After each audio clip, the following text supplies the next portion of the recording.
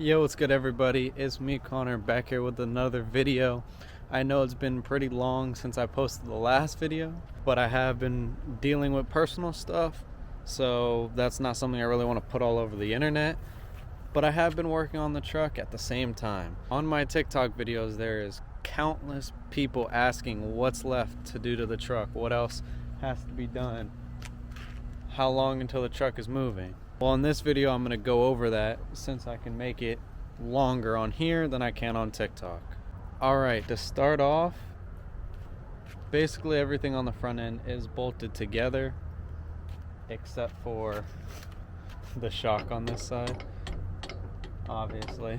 So the reason for that is I couldn't figure out for the life of me why when I let the weight off of the jack, the shocks were compressing so much. I couldn't figure it out. So I had, as you guys know, if you follow my TikTok, the bottom mounts for the lower control arms made, but I also had those brackets made, right? With those brackets, they work, but they're too long, pretty much. So I had a couple different options. Those are 18 inches long, 18 and 3/4 to the bolt hole down there. What I could do is I can cut them down to 10.5 inches, get them re-welded and braced on the other side. That's what I'm thinking about doing, because this shock, if we come up front, can compress that much more before even having to crank the collars. And I think that's what I want, so I have that much more adjustability upwards. If that makes any sense, when I crank the collars, I can go up that much more once I start cranking the collar. But the reason why these shocks have been compressing so much every time I let off the weight from the jack is because I didn't realize, I thought these were oil shocks, but they're not. They're nitrogen shocks with the ports at the... I don't know if I could do this with one hand. It's freaking slippery. Well, there's an air port at the bottom there, right? And so I put my air temperature, or my air pressure gauge on it, and these shocks only had 60 psi of nitrogen in them, when you're supposed to have between 100 and 250 psi of nitrogen in these shocks. So that's why the shocks were compressing so much, because I had nothing stopping them from compressing. There was no nitrogen stopping them from compressing. So I have a tank of nitrogen and I have all that stuff. I'm now just waiting for the gauge and the filling tool to get here.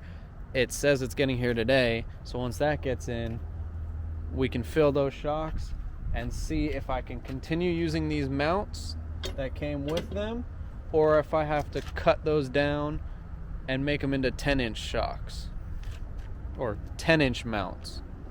And would you look at that, I just got a notification that it says the tool is 10 stops away, so we just gotta wait for that. And just like that, the tool that I've been waiting on for the shocks is delivered.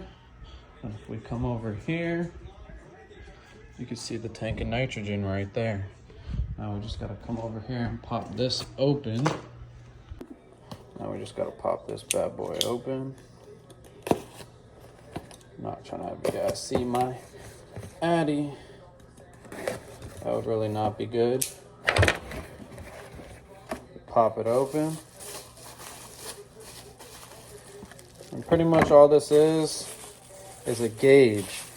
But the other nitrogen bottle has gauges on it and has the hoses. So you might think, why do I need this? Well, the reason why I need this is for this right here. This screws on to the bottom of the reservoir.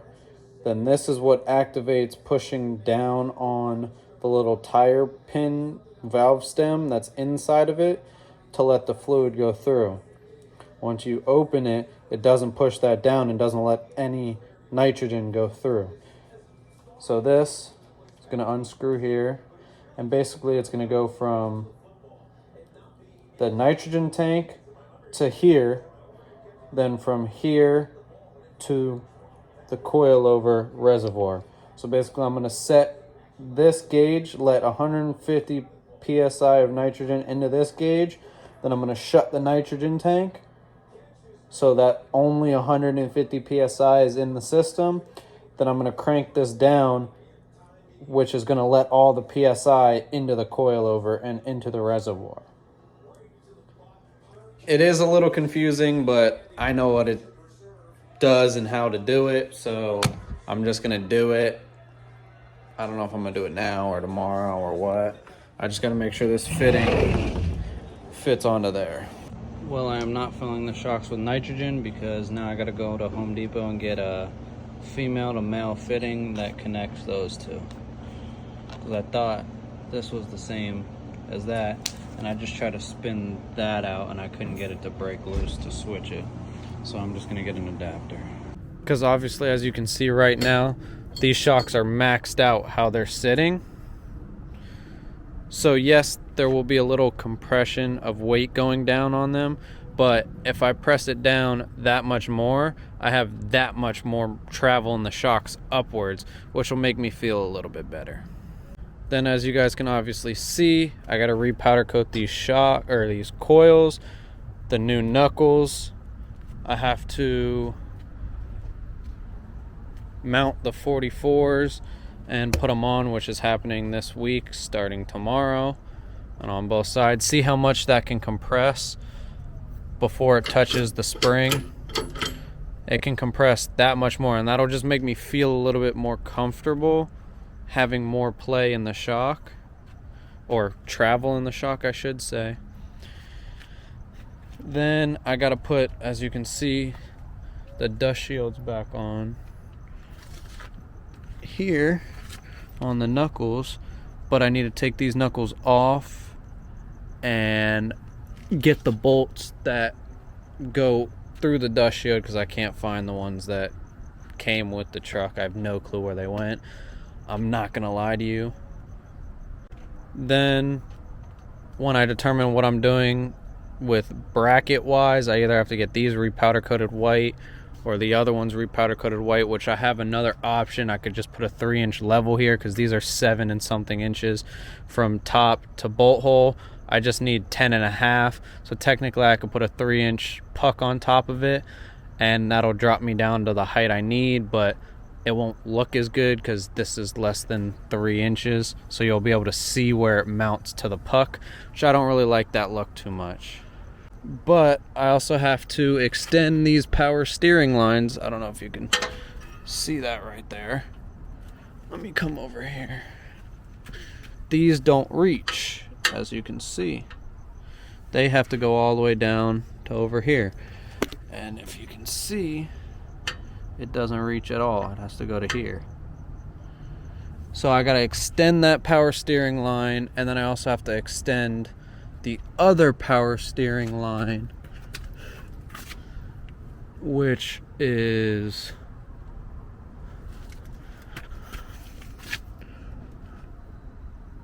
this one up here, right?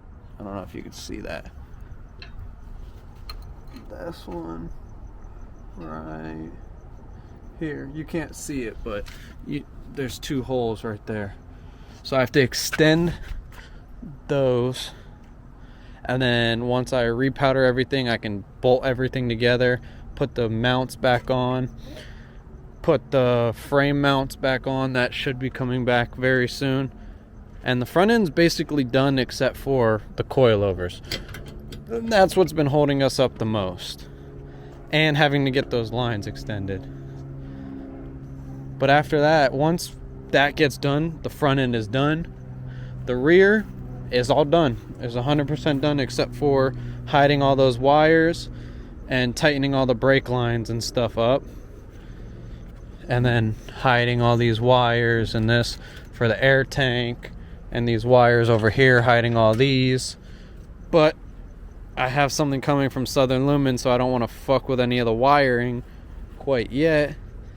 But I can't spoil anything else. And as a lot of you may or may not know, let me climb up in here. The steering wheel bolt shear. I have this extractor kit, but I can just buy this metal piece that goes down into here somewhere for $170. So if I extract this and take this bolt out, the threads might be fucked up in there. So I think I'm just gonna replace this whole entire section for $170, and then I can put the steering wheel back on. But besides that, and fluids, obviously I have to put brake fluid, put the brakes on the front, put brake fluid in, power steering fluid, and that's really it. So it's really not a lot, but it's just waiting on stuff and waiting on stuff and waiting on stuff. That's been the biggest downfall of this build so far, is waiting on the shit to come. Because once I fill these shocks with nitrogen, it'll tell me if I'm able to keep it how it is or if I have to change the mounts. And then once that's done, then I can take everything apart to powder coat everything again. It's just waiting on that piece to come to fill the shocks. But I do want to thank everyone for watching. Make sure to like, comment, subscribe down below. Hit that post notifications button. I do want to start taking YouTube more seriously, so I need you guys to give me video ideas down below in the comments. See you guys in the next video.